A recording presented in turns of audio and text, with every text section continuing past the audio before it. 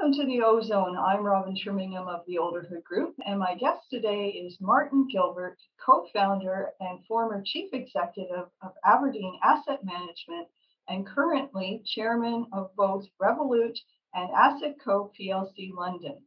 Today we're chatting about how ESG has changed the complexion of public companies.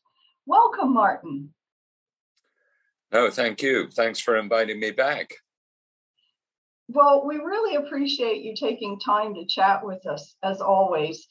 I think you're the perfect person to chat with about this topic because there's been such a buzz in the market regarding the present and future impact of ESG.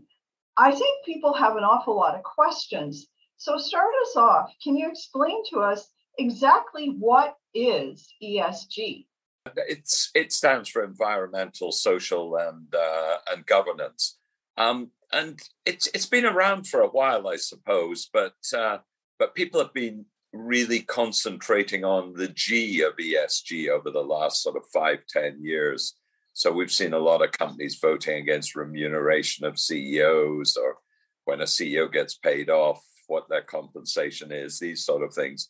But I think more recently, we've expanded into the E and the S, and hence we're obviously the E stands for environmental, and obviously sustainability is sort of a natural subset, really, of ESG is how I look at it, and then I see impact investing being a sort of further progression of ESG and sustainability in the future. But again, as I say, a lot more emphasis on the E now and the S over the last year or so compared to over the previous 10 years. You know, interestingly, in North America anyway, I've seen quite a few references to people referring to the S as referring to social initiatives and bringing in diversity and inclusion under all of that. Why has ESG disclosure become so important? Well, it's a measure, isn't it, of a company. So we're, as you're quite right. I suppose that the social side, you're absolutely right, is very much about diversity. Not only, of course, men and women, but other types of diversity as well. But obviously, we as fund managers want to measure how a company is doing. So we look at the gender pay gap. We look at how many women are in senior positions. These sort of things, just to measure that social impact. But here I am in Scotland, and we've got COP26 on. So very much the environmental side is to the fore this week when we have all these world leaders here in Scotland discussing the environmental and sustainability aspect. Yeah, I've been reading about that, and I think what it's really highlighted is just how complex the challenges of improving the environment actually are. Yeah, no, I totally agree. I think I'm more confident than I was last week because I did attend COP26, and in my role as chairman of the Net Zero Technology Centre, we ran a competition on technology that would help the environment. And I've really come to the sort of conclusion that the only way we're going to solve this problem is through technology. And the technology's out there to really help the environment and help emission of CO2, these sort of things. So, yeah, no, I feel a bit more confident that what is a very complex and difficult problem globally can be solved with the use of technology. Yeah, I absolutely agree with you because it's just fascinating what they can do with technology now. I think the challenge that remains, though, for some of these initiatives to gain real traction, that kind of leads me to my next question.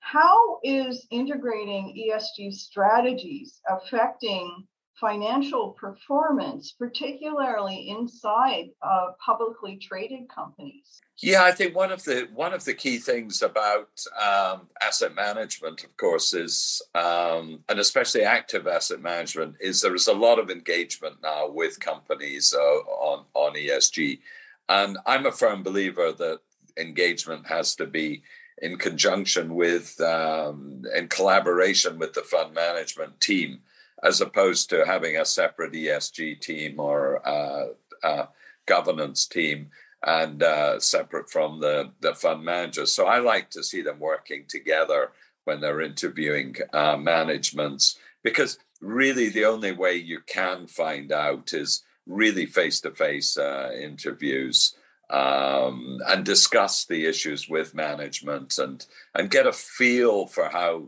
diversity as an example is actually going.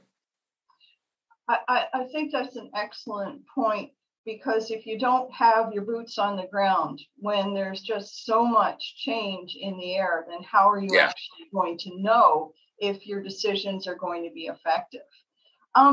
How will this continued drive towards what everybody's calling responsible investment impact the future of the global economy? What do you think about that?